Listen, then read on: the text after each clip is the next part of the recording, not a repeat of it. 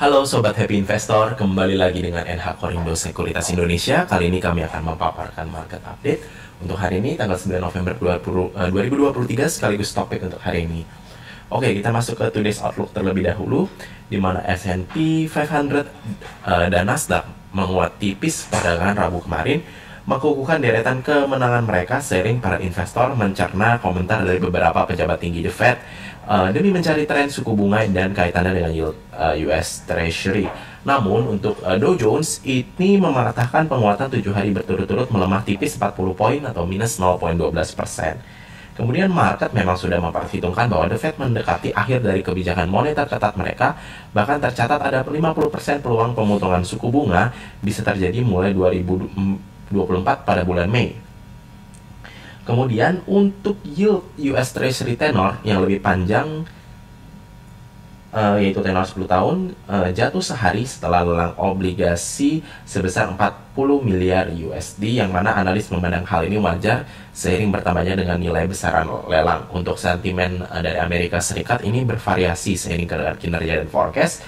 Dan untuk hari ini, para pelaku pasar akan menantikan data klaim pengangguran Amerika Serikat, initial jobless claim, di mana laporan mingguan ini diperkirakan keluar di angka 215.000, turun dari pekan sebelumnya di 217.000. Kemudian untuk market Eropa, di mana Jerman melaporkan CPI bulan Oktober sesuai dengan ekspektasi di angka 3,8% year on year. Kemudian Jerman sukses mengembalikan level inflasi ke titik terendah di Agustus 2021 dari puncak tertinggi 10,4% di akhir November 2022. Untuk dari Asia, China menjadi pusat perhatian setelah investor menantikan data angka CPI bulan Oktober yang diprediksi malah terjerumus ke deflasi minus 0,2% year on year. Demikian pula PPI yang diperkirakan semakin dalam di wilayah deflasi yang menjadi 2,8% di bulan Oktober ini. Oke, kemudian kita lanjut ke komoditas, di mana untuk harga minyak mentah ini menetap di posisi terendah dalam 4 bulan setelah anjlok 2 hari berturut-turut. WTI New York drop 2,6% pada perdagangan Rabu, menambah penurunan 4,3% pada hari Selasa. Kemudian harga patokan minyak tersebut merosot 7% sejak awal November, menambah longsoran 11% yang terjadi di bulan Oktober. Untuk Brent ini jatuh 2,5% di Rabu kemarin, di bawah harga 80 USD per barrel sejak 20 Juli. Bagi Brent, penurunan ini terjadi karena 6% menyusul pelemahan 11% yang terjadi di Oktober lalu. Aksi jual ini terjadi dikarenakan jaminan dari OPEC Plus bahwa konsumsi minyak semuanya baik-baik saja, yang gagal menenangkan kegelisahan pasar, ditambah dengan reaksi terhadap lemahnya data ekonomi China yang merupakan importir minyak utama, ditambah dengan risiko perang sudah mulai hilang dari konflik Israel-Hamas, dan penguatan dolar untuk memperdagangkan minyak. Namun faktor yang lebih mempengaruhi pada hari Rabu adalah tidak adanya angka inventaris mingguan dari Amerika Serikat dari AIA Amerika Serikat, karena adanya pengerjaan ulang metodologi pengumpulan data. Kemudian hal ini menjadi pertanyaan mengenai seberapa baik permintaan pada pekan yang berakhir 3 November, terutama setelah American Petroleum Institute menyatakan bahwa persediaan minyak mentah Amerika Serikat ini melonjak hampir 12 juta barrel pada minggu lalu, dibandingkan dengan ekspektasi perdagangan yang memperkirakan penurunan sebesar 300.000 barrel. Untuk Indonesia, di mana mendata indeks keyakinan konsumen bulan Oktober ini meningkat 124,3 dibanding 121,7 pada bulan September. Namun optimisme ini tidak bisa menyelamatkan IHSG dari kejatuhan 39,684 poin atau minus 0,58%.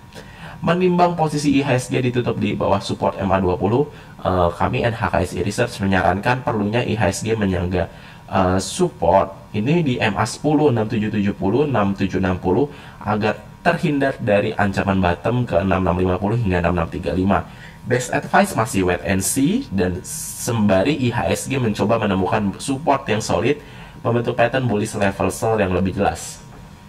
Oke, selanjutnya kita masuk ke most active stocks. Ini yang pertama dari emiten BRI, kemudian Mandiri, Telkom, Aman Mineral, kemudian ada MSTI yang baru IPO, kemudian BBCA, Goto, Medco, kemudian ASI, dan Pegas. Untuk net foreign buy, ini yang pertama dari emiten Medco, disusul oleh film, AMRT, kemudian NCKL, dan CTRA. Sedangkan untuk net foreign sell yang pertama dari Telkom disusul oleh Bank Mandiri, ASI, BBNI, dan ICBP. Oke, sekarang kita masuk ke berita domestik, di mana kan Indonesia untuk berita domestik, Indonesia menargetkan jadi penyimpanan karbon regional atau hub penyimpanan karbon regional.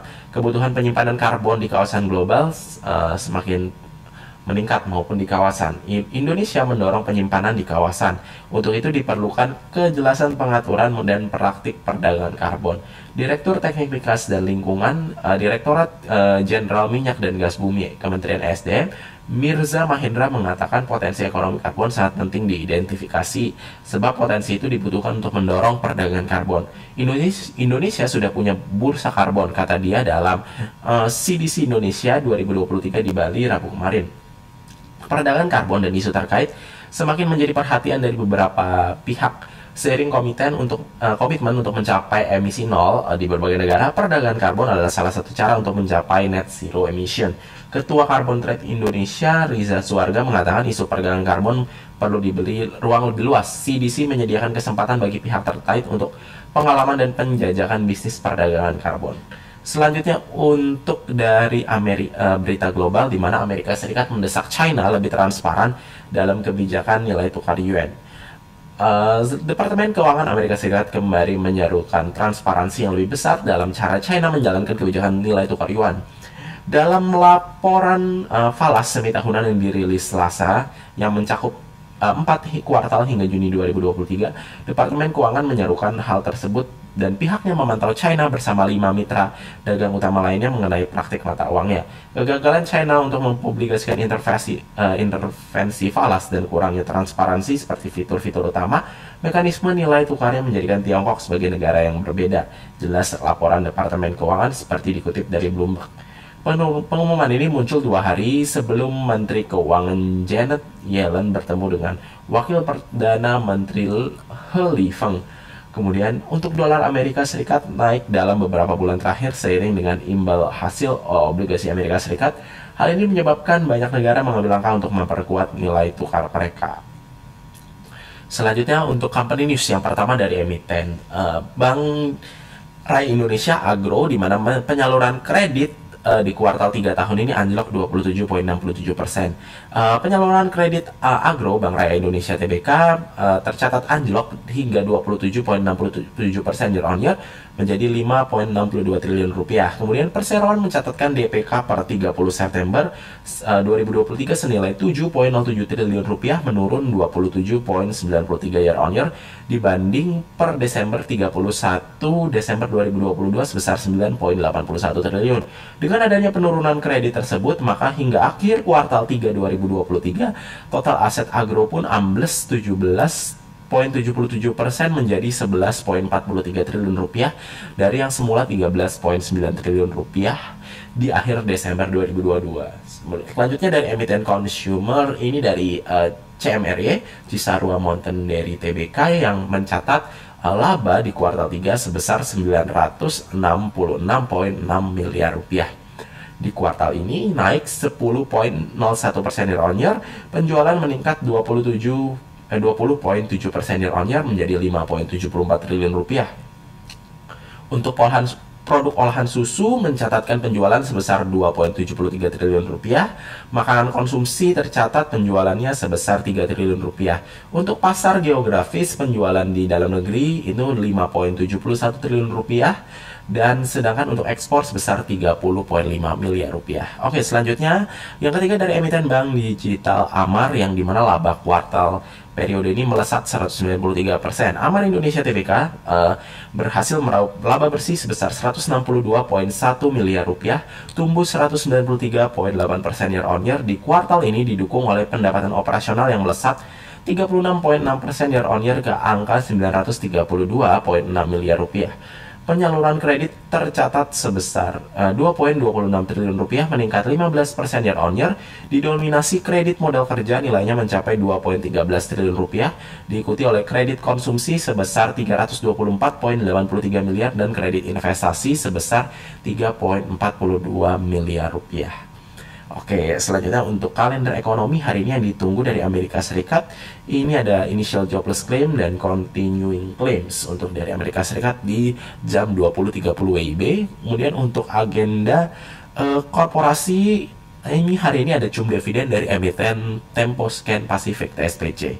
Oke, selanjutnya kita masuk ke daily technical hari ini, di mana proyeksi IHSG hari ini konsolidasi sideways, di mana saat ini menguji resisten MA20 seraya mempertahankan support MA10. Kemudian sudah mulai ada pattern bullish reversal inverted head and shoulders. Kemudian support di 67780, kemudian dan 6635. Untuk resisten memang cukup banyak. Ini ada di 6820, 6880, 6900, 6950, angka psikologis 7000 hingga 7050. Boleh buy on weakness dan average up accordingly untuk advice-nya. Stock pick pertama itu dari emiten PTPP, di mana Doji dikala itu menguji support level previous low, diringi RSI mulai ada sedikit positif divergent. Boleh spekulatif buy di 585, average up kalau melewati 600. Untuk target pertama di 620, selanjutnya 635, 660 hingga 700. Stop loss di 570. Yang kedua dari emiten coal batubara ITMG Indo Tambang Raya Mega Tbk, di mana sudah mulai terlihat bottom pada parallel channel diiringi positif divergent RSI. Boleh spekulatif buy di 24725, average up jika melewati 25.000 angka bulat. Untuk target di 25.800, 26.600 dan 28.000. Stop loss di 24.500. Yang keempat ini dari yang ketiga ini dari emiten Brent Barito Renewables Energy Tbk.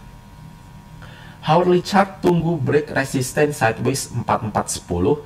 Boleh coba buy on break dengan entry level di 4440, 4430, target di 4600 hingga 4630 dan 4800, stop loss di 4300. Yang keempat dari emiten HS, di mana in overall masih uptrend di parallel channel dan menguji support MA10, MA20. Boleh spekulatif buy di 830, average up kalau melewati 845, target di 890 hingga 900, stop loss di 810. Yang keempat ini yang terakhir ini dari emiten Unilever, di mana Unilever ini mulai ada RSI positif divergent dan menguji support level previous low. Boleh spekulatif buy di 3600, average up kalau melewati 3700, target di 3750 hingga 3800, 3900 dan 4000, stop loss di 3510. Itu saja Sobat Happy Investor untuk paparan market update untuk hari ini, sekaligus stock pick untuk tanggal 9 November 2023. Terima kasih sudah menyaksikan. Happy trading.